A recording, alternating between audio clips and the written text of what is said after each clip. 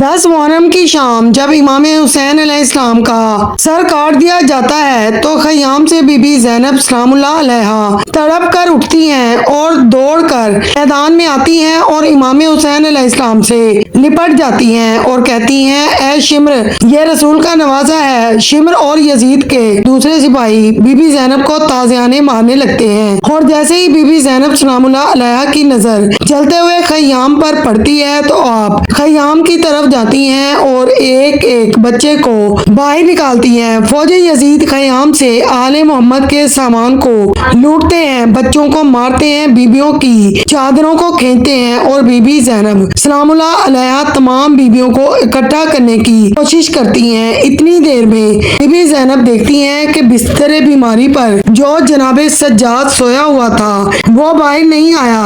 آپ علیہ السلام جلتے ہوئے خیمے میں جاتی ہیں اور امام سجاد کو اپنے کندھے پہ اٹھا کر باہر لاتی ہے۔ جناب سجاد بیماری کی حالت میں جیسے ہی مقتل گاہ کی طرف دیکھتے ہیں تو بآواز بلند کہتے ہیں اے اللہ، ہمارے خاندان کی قربانی کو قبول کرنا۔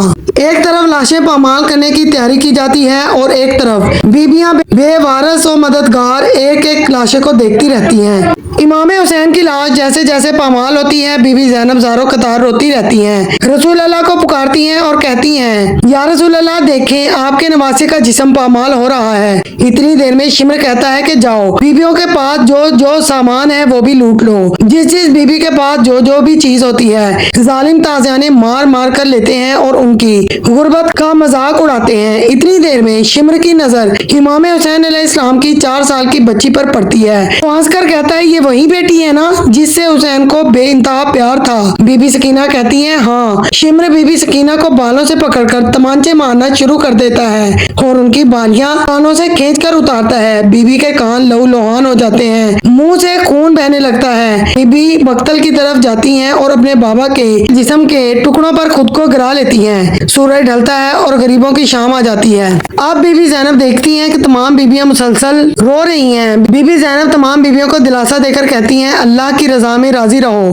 اے آل محمد کی مستورات، تمہاری غربت کو شام غریبہ کا نام دیا جائے گا اور قیامت تک میرے نانا کے ماننے والے اس شام کو شام غریبہ کے نام سے یاد رکھیں گے۔ بی بی زینب سب کو اکٹھا کرتی ہیں اور سب بچوں کو گنتی کرتی ہیں۔ بی بی زینب دیکھتی ہیں کہ بی بی سکینہ موجود نہیں ہے۔ آپ بی بی سکینہ کو ڈھونڈتے ڈھونڈتے مقتل گاہ آ جاتی ہیں اور دیکھتی ہیں کہ بی بی سکینہ امام حسین علیہ السلام کے جسم کے ٹکڑوں سے لپٹی ہوئی ہیں۔ آپ بی بی سکینہ سے پیار کرتی ہیں اور کہتی ہیں اے سکینہ آؤ، سارے بچے ایک ساتھ بیٹھے ہیں، تم بھی ان کے ساتھ بیٹھو۔ بی بی تمام بچوں اور مستورات کو اکٹھا کرتی ہیں اور خود بی بی زینب جناب عباس علمدار کی طرح پہرا دیتی ہیں۔ اتنے میں ایک گھوڑے پر سوار آتا ہوا دکھائی دیتا ہے۔ آپ فرماتی ہیں اے گھوڑے سوار، خیمے جل چکے ہیں، ہمارا سارا سامان لوٹا جا چکا ہے، اب ہمارے پاس کچھ نہیں۔ وہ گھوڑے سوار مسلسل آتا جاتا ہے۔ بی بی زینب گھوڑے کی لگام پکڑ لیتی ہیں اور کہتی ہیں کیا تو نے سنا نہیں، میں علی کی بیٹی ہوں، یہاں پر رسول اللہ کے بچے سوئے ہوئے ہیں۔ اتنی دیر میں وہ گھوڑے سوار اپنا نقاب اتارتے ہیں۔ بی بی زینب دیکھتی ہیں کہ ان کے بابا علی اپنی بیٹی سے ملنے آئے ہیں۔ بی بی زینب زاروں قطار رو کے کہتی ہے اے بابا،